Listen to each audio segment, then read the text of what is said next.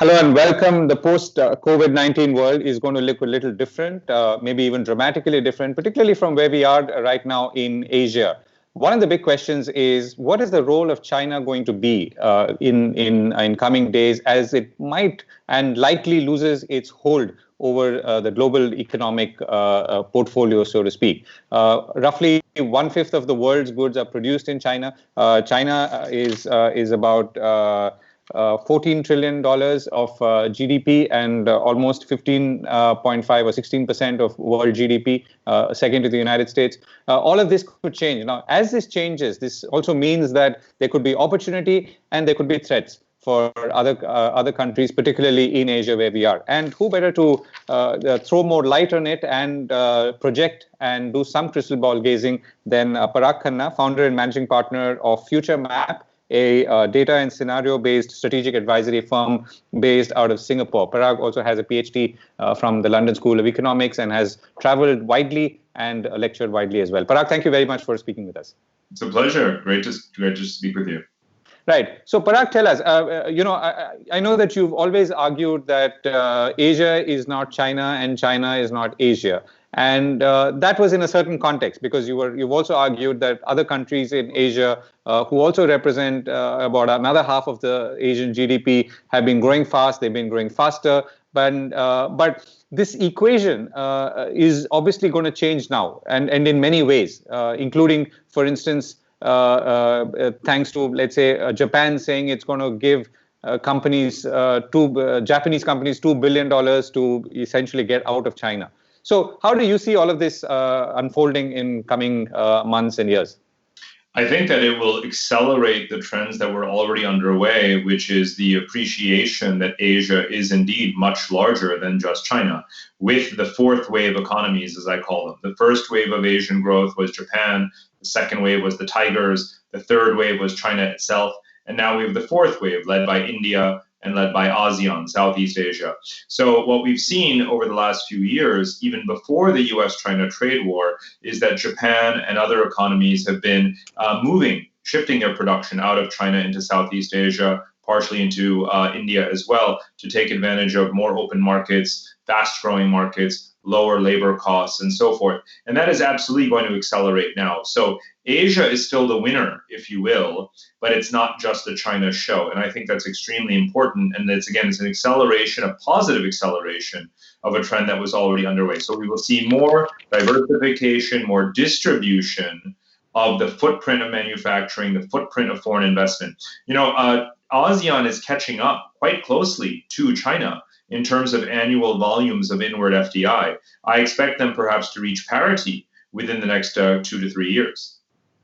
Right, and you've also written about supply chains, for instance, and the intricacy of supply chains between China and the rest of the world, particularly the Western world, where a lot of the consumption happens. How do you see that How do you see that unraveling or raveling as you go forward? Well, supply chains in manufacturing, electronics, and quite a few others have been centered on Asia for a long time. Again, tiger economies, then China, now Southeast Asia. So it stayed within Asia. The competition has been simply who gets the value added and who gets the volume. So we're starting to see in both of these areas a shift out of China. The reason is partially also because China has moved so far up the value chain that the intermediate imports to produce Chinese exports have gone down. In other words, China makes most of the components for the electronics. It now has its own indigenous semiconductor industry. So it relies less and less on imports from South Korea, from Japan, from the United States. Meanwhile, South Korean chip manufacturers and even American companies like Intel and handset manufacturers like Samsung and others have been choosing Vietnam as their new preferred destination.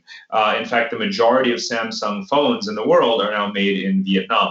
So the supply chains are definitely shifting as well. And what we're moving towards globally is a model that many people call make where you sell. And I think that's actually perfectly logical. And I think it's an example of how you can see that whether it is geopolitical tensions or the trade war or the coronavirus, these are all nudging us incrementally in the direction of potentially a more resilient and distributed system where there's fewer bottlenecks or single points of failure in our supply chains, and that ultimately is a good thing. Right. So, as let's say Western multinationals look at their whole manufacturing and supply chain system, so the one response can be, as we've spoken about, to reduce dependence on China, which, as you said, has already been happening, and distribute it further. But the response could go one step further and to say that, okay, even Asia is too far, and let's bring it closer. Exactly to your point, sell it where you make it, or make it where you sell it. So, I mean, are you able to see or project on this count? When it comes to India's role in the make where you sell? Yeah, I mean, India in general, or Asia in general. I mean, so you said that Samsung makes most of its phones in Vietnam, but what if Samsung tomorrow were to say that in this new world order, we cannot have so much of production happening in one country, whether it's China or some other country is not the issue? Mm-hmm. So one of the responses that countries will have to that phenomenon is increased automation, labor automation, robotics. So in fact, the countries that have the highest, what is called robot density, the number of robots per 100,000 workers in industry, are countries like South Korea, Japan, and Singapore. So if you take a car manufacturer like Hyundai, Hyundai was importing automobile parts from Wuhan. It had sick workers at its automobile plant in Ulsan in South Korea, and of course it had exports hit because of the virus. So it suffered what you could call a triple whammy. And in response to that, there's no question that Hyundai is going to use more automation so that it makes its car parts, 3D printing, its own factories at home, uses robots to make them at home as well. So I think that is definitely going to be one consequence. In terms of India, I think India has to take advantage of the situation in terms of trying to attract more foreign investment, because foreign investment in India has been much lower than it could be in terms of manufacturing, technology, and other areas. That has been starting anyway. Again, the trade war had more to do with it at this point, but also the industrial policy, the Make in India policy, and so forth. If all of that comes together into a clear investment policy, then I think it will be India's moment as well to capture more of those supply chains. And from your perspective, and just to remind our viewers, you are sitting in Singapore, and you therefore have a physical landscape view of the region as well. Are you seeing India as having additional benefits and advantages in this particular phase, which we may not have had even in the earlier wave that you spoke about, the fourth wave? So, I mean, India is, again, one of the anchors, one of the pillars of the fourth wave, and that fourth wave is really just getting going. If we think about India's demographic dividend, a much younger median age than China, median age is much more like the Southeast Asian countries, large and growing economy. The advantages are there. As I mentioned, investment policy and regulation is one factor. I think the cheaper currency now will play an important role potentially in attracting in that investment. Even though India did not sign the Regional Comprehensive Economic Partnership, it certainly still has the ambition to trade more with its East Asian neighbors. Obviously, software exports can be very competitive at a time when many companies are now going to accelerate their digitization. So there's no question that the stars are aligning in a way that India could take advantage of. Now India has to go and do it. And how do you see the large Chinese companies or Chinese companies who have vested and invested themselves in this in this entire supply chain, in the supply chains, in the manufacturing, in everything effectively? And how do you see them responding, and what should we be looking out for? Well, China is trying to remain an attractive destination despite its rising wages. So again, labor automation is also very strong in China. So they're saying, stick with us in China because you get high output, you have productive workers, they may cost more, but you're going to get a lot more production. We are connected to the rest of Eurasia through the Belt and Road Initiative and railways, so you'll be able to export faster. We're still a large and increasingly wealthy market, and we will try better not to steal intellectual property and these kinds of things. We will allow more full onshore ownership of your operations, like what Tesla has done, for example. Tesla owns its gigafactory, it owns its production plants, it owns its dealerships fully. So that phenomenon could also, there could be incentives for China to loosen up a little bit in order to continue to attract that capital that will otherwise have more choices and be looking to Southeast Asia and India instead. So China most definitely now has to compete for investment rather than just assuming that everyone wants to invest in China. And I'm going to bring in the United States as well. But in a post-COVID world, are you seeing? I mean, how do you think companies are going to react? So one is to say that, okay, let's be cold and clinical, and therefore, if China is going to produce my goods at half the cost or one third the cost, therefore I will bear the other risk. Or conversely, my whole perception of risk has changed today, and therefore I will look at the whole manufacturing supply chain with new eyes. In general, again, diversification is the surest path to resilience. And companies have realized since before the trade war that they had too many eggs in the China basket. And that was apparent to them because of geopolitical issues, political risk in the country, reputational risk in the country, IP theft in the country. There were many reasons why. Then came the trade war and the asymmetric sort of incentives to pull out of China, the political pressure, and then the new incentives being offered by other countries. So in general, I think by now, every country, every company, whether it's American, European, Japanese, or otherwise, has sort of woken up to the reality that one shouldn't have too many eggs in the China basket. Meanwhile, as you rightly pointed out, Chinese companies continue to grow and expand. Huawei is taking advantage of the digital Silk Road. Pharmaceutical companies taking advantage of the health Silk Road. Construction companies, obviously, in terms of the infrastructure projects. The gaming and media and telecoms that are buying into the Indian gaming sector. Obviously, their presence in the power and energy sectors around the region as well. So that does continue, and many people have been saying that China will be looking for buying opportunities because of the equity values getting significantly corrected by this shock of the coronavirus. So you will have investment restrictions also growing so that Chinese funds cannot take controlling stakes over companies. That was, again, already happening in America during the Obama administration and the Trump administration. The European Union has passed growing investment restrictions on Chinese investment since 2015, 2016. And Australia has done the same thing. So it will be a tug of war, a push and a pull. How much capital do you want from China? How much do you need from China? What are you willing to give up to Chinese entities? Are they genuinely private entities or not? And really, it will be extremely individualized, this decision-making process. And I think that's absolutely fine. So, from what you're saying, and this has been happening for a little while now, that China is getting pushed into a corner. And is that something to worry about as well? It depends on if we are talking in terms of its diplomatic posture, its military posture, or its commercial practices, right? If you think about it on the commercial side, you've actually seen a fair bit of pushback against China. Again, the rewriting of investment regulations to prevent majority Chinese ownership is something that China cannot do anything about. This is an age of sovereignty. We have to be very clear. Even weak states like Myanmar or Mongolia or Kazakhstan and others have made sure that Chinese cannot control their strategic industry. So this is a different world, not a purely colonial world, and China has to get used to that.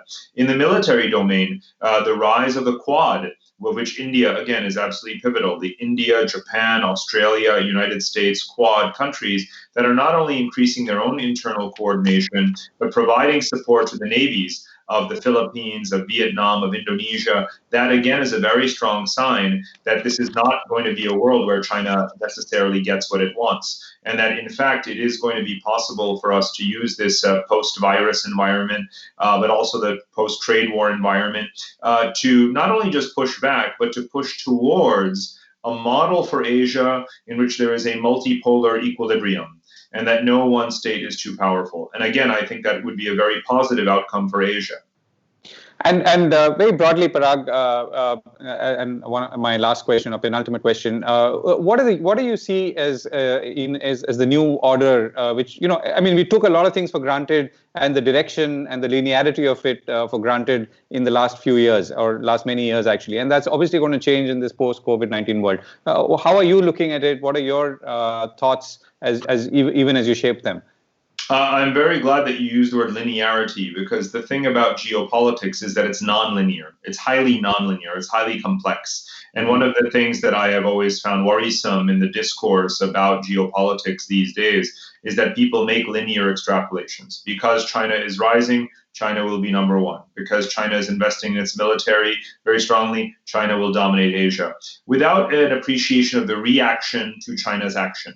And what I emphasize in my work constantly is that the reaction matters as much as the action. And again, the rise of the Quad is a reaction to China, and what the Quad does will determine China's ultimate success or failure, not China itself. And in terms of Belt and Road, you've seen that in the wake of Belt and Road, you have the European Asia Connectivity Initiative. You have Japan and India partnering on the connectivity corridors. You have the United States and Australia and New Zealand promoting the Blue Dot certification network for sustainable infrastructure finance. So suddenly you have a lot of competition to China's Belt and Road, and that's an important reminder that it's not just a one-way street. It's not just whatever China wants. Instead, you have this much more complex environment, militarily, strategically, economically, and diplomatically. And again, all of that contributes to a world where there isn't necessarily one linear outcome or one winner. Right. And last question, Parag, China was also seen to be projecting soft power in many ways. And India too, as either very strategically or consciously or not, also tried to project soft power. How do you see that changing or evolving now, again in a post-COVID-19 world? Well, Govindraj, as you probably know, I don't really believe in the term soft power at all. It's not one that I would ever use outside of quotation marks. It's not really a serious measurement of anything. That which you cannot measure is not real to some degree, other than spirituality, of course. But we're not talking about that right now. We're talking about geopolitics. And there you can measure leverage and measure influence. And if you're handing out masks, that means that you are making an actual investment in a country's medical system and you're seeking something in return. That's not soft power. That is actually a tool with which one expects return. So it's a formal thing. And everything that China does is like that.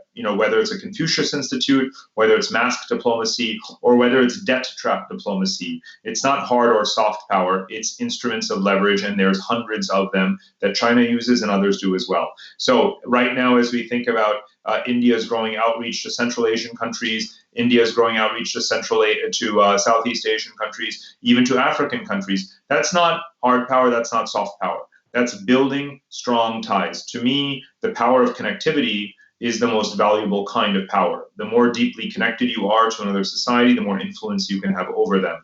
So the power of connectivity is the ultimate power. And if India wants to compete with China, it has to be more connected to those countries that it seeks to influence than China is. And that's really what this is all about. This is also what the tension over Belt and Road is about. One of the things that is not on the radar right now, obviously, is whether or not India should ever, join Belt and Road. We've had 2 successive major Belt and Road forums. India has refrained each time because obviously there are the Chinese projects that traverse Kashmir. And so there is a rational diplomatic basis for not joining the Chinese Belt and Road. However, just to be clear, you cannot influence that process without somehow engaging with it or competing with it, not simply denouncing it in terms of speeches. So I think, again, there has to be a strategy that involves increasing India's connectivity. That is the only way to change the landscape. Right, and that's connectivity as we are today, digitally and remotely, is a key word and critical input into what definitely should be India's outlook towards building an economic powerhouse and taking advantage of what we see around us. Thank you so much, Parag. Khanna, always a pleasure talking to you. Great to see you. See you.